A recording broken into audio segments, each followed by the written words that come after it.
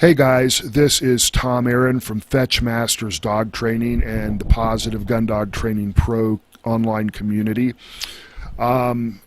This little clip is dual purpose.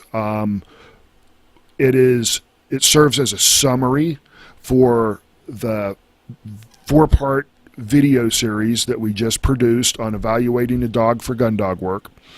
And so if you're a Positive Gun Dog Training Pro member, you're going to receive a summary here. If you're not a Positive Gun Dog Training Pro member, there's a lot of information in here that I thought I would share with you because it's just useful if you're looking for a gun dog.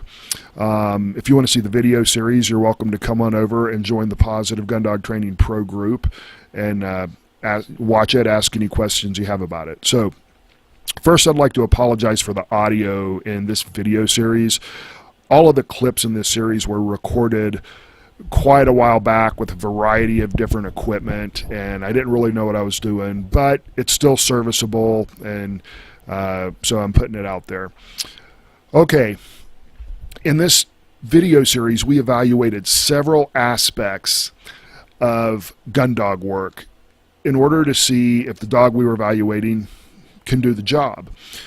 Here are the things that we evaluated. Number one, we evaluated the dog's nose.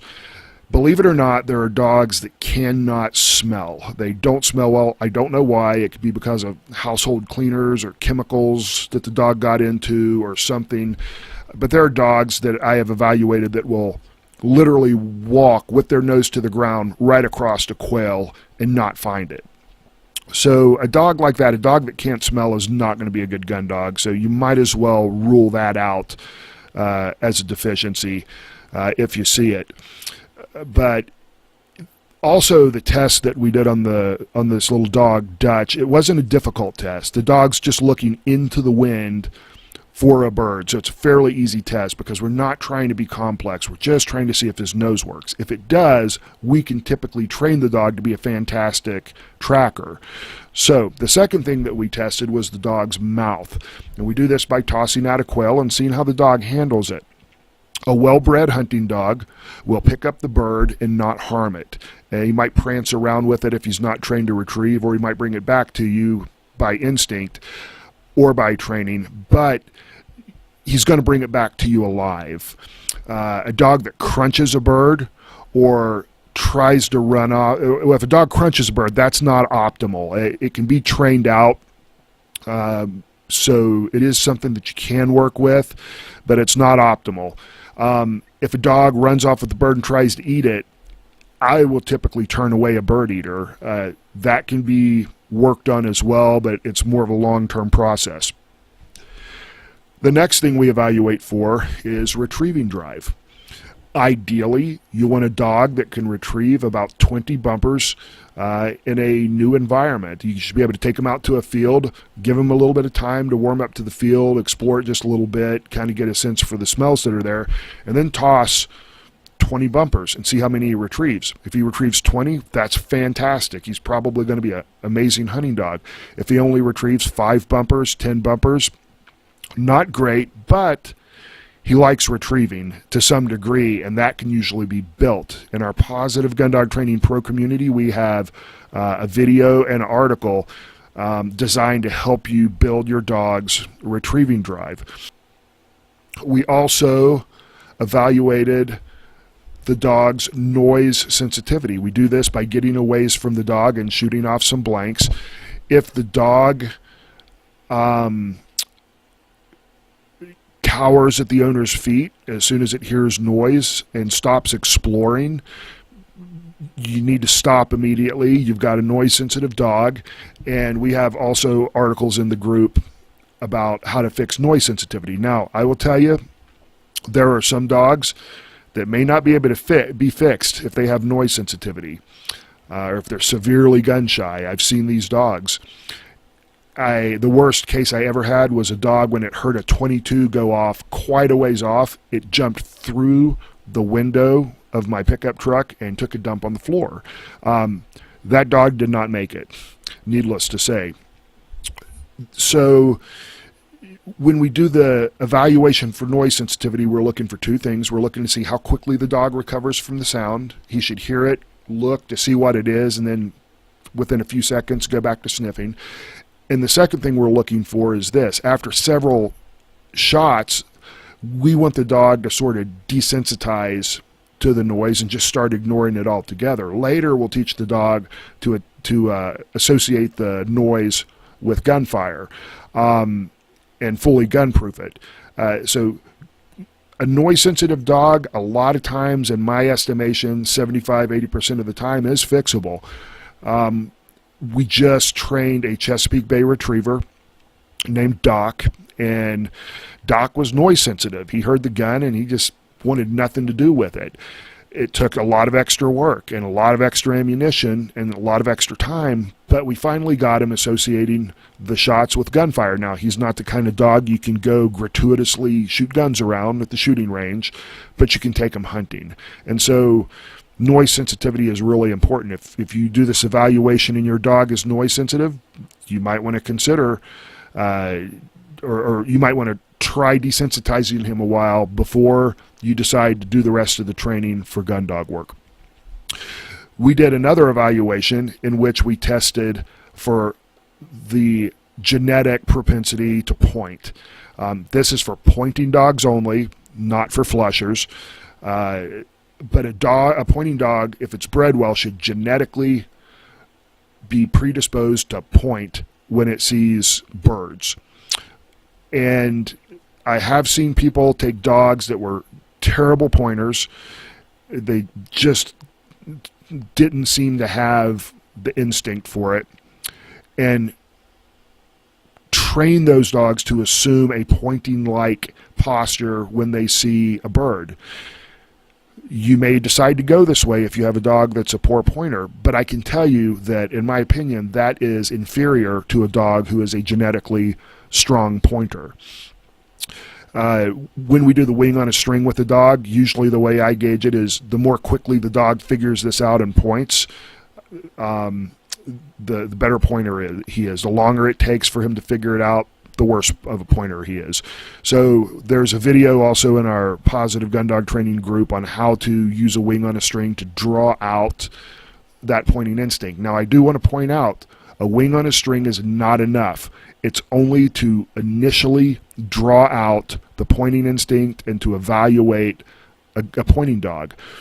It needs to be gotten rid of fairly quickly, and the reason is when you're hunting, a dog doesn't point at what he sees. He's not pointing at a wing that he sees. He's not pointing at a bird that he sees. He's typically pointing at the smell of a bird. So you got to get a dog pointing on scent, not pointing on sight. Moving on, when you run these tests, there are additional things that you start to pick up about the dog, little clues about how easy or how difficult it's going to be to train this dog. For example, one of the things we do is we get a feel for the dog's prey drive. We usually get that when we're testing the mouth and testing the nose, and the dog is actually in contact with birds. You can gauge the dog's excitement. I have seen dogs that they'll go smell the bird and they'll look at it in the cage and they'll play with it a little bit and then they'll just walk off. That typically is not going to be a good hunting dog. In order to be a good hunting dog, the dog needs a high prey drive. He needs to want to go out there and find those birds. If he doesn't want to find those birds, when he gets in a field and something else catches his interest, he's going to ignore those birds. So high prey drive is important. So watch how your dog acts toward the birds during the mouth and the nose tests. Another thing you get a sense for is how cooperative or independent the dog is. This is very, very important. If you imagine a spectrum that ranges from cooperative to independent. So a cooperative dog is one that wants to do what you want to do. He wants to hang out with you. He wants to have fun with you. An independent dog is one that wants to go out and do its own thing. Well, a flushing dog needs to be more cooperative. It needs to want to work with you. It needs to want to kind of stay close to you, at least within shotgun range. You can't shoot a bird all that far off. So the dog needs to stay close so that when he flushes a bird, the bird's not 100 yards out. On the other hand, a pointer doesn't flush the bird. A pointer just finds the bird and points it. So with a pointing dog, it's okay for that dog to be more independent. It can get out there and work on his own, and when he points the dog, you go to the dog and you flush the bird. So how far a dog gets from you is often a product of how cooperative or independent that dog is. So if you got a flusher who wants to get out 100 yards from you, that's a problem. And you may need to determine whether or not it's feasible to train that dog back in closer to you. Or if you have a pointer that hangs real close to your feet, that's not going to do you much good. So you'll get a feel for how cooperative or independent this dog is as you're working with him, as you're doing these tests. The next thing that you're going to get a sense for is the intelligence and the trainability of the dog. You want the most intelligent, trainable dog that you can get. But it's hard to determine. A lot of times I'll do an obedience test. I'll just kind of start training the dog to do a sit or a down or something like that and see how well it takes to it, see how hard it is. But a lot of times I just get a sense from working with the dog, wow, this is a really smart dog, or wow, this dog's kind of dense. All dogs are not created equal in intelligence, instinct, abilities, propensities, motivations. So when you're training this dog, or when you're evaluating a dog, you need to be asking yourself, is this a dog that I want to spend my time and money training, or would I be better off looking for another dog? Speaking of looking for a dog, I want to give you guys a few tips on finding a hunting dog. I can tell you, in my experience, flat out the best way to find a hunting dog is to buy one from someone who is breeding a hunting breed for the purpose of hunting, because they're paying attention to these core traits that we cover in our evaluation series. You might buy a dog from someone like that, or someone that's breeding for it, and get a complete dud. I've seen it happen. But statistically, I think your chances are much greater when you acquire a dog in that way. Now, maybe you already have a dog. Before you spend all your time trying to make him do something that he just may not be cut out for, run the evaluation on him and see how he does. You might need to get a different dog, or you might need to settle for a dog that's trained to a very subpar standard and is, extremely basic in his hunting ability and may not retrieve the bird for you, and you might have to be all right with that. If you're going to adopt a dog, or if you are going to acquire a dog from somebody who, your buddy who just had a litter of puppies, then I suggest that you acquire that dog on a foster to adopt kind of situation. So you take that dog home with you, you let it, keep it for a couple weeks, let it warm up to you, try to train it to do a couple of things, sit, lay down, heeling beside you, whatever. Just see how well it learns, how good a dog it is. Figure out what behavioral issues it has and how those behavioral issues might negatively affect the training process or gun dog work in general.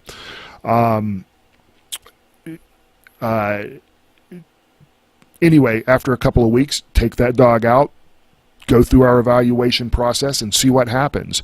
Then determine if you want to keep that dog. I always advise people, when if you really want a gun dog, if you're going to go out and hunt and you really want a gun dog, don't pick a dog based on your emotions. Pick a dog based on the outcome of the evaluation. That's going to be your best bet. Also, with if you're buying a dog from a breeder, it always helps if the dog's parents have a verifiable, credentialed past, right? They've proven themselves in hunt tests or field trials or whatever. You're more likely to get a good dog that way. Now, bear in mind, if a dog has deficiencies, doesn't mean it's a no-go. Some deficiencies can be quickly trained out. Some deficiencies can be trained out with moderate effort. And some deficiencies are not worth fixing from a financial and time expenditure perspective. and some deficiencies may not be fixable. So I hope that this information is helpful to you guys. Thanks for watching the series. If you're a pro member, if you're not a pro member, hope this stuff's helpful. Feel free to come on over to www.positivegunDogtraining.com/pro and join the group. And you can watch this series as well as our retrieving series, our steadiness series. We're putting out lots of videos, lots of podcasts, lots of tutorials that can help you. This is Tom Aaron signing out. Take care.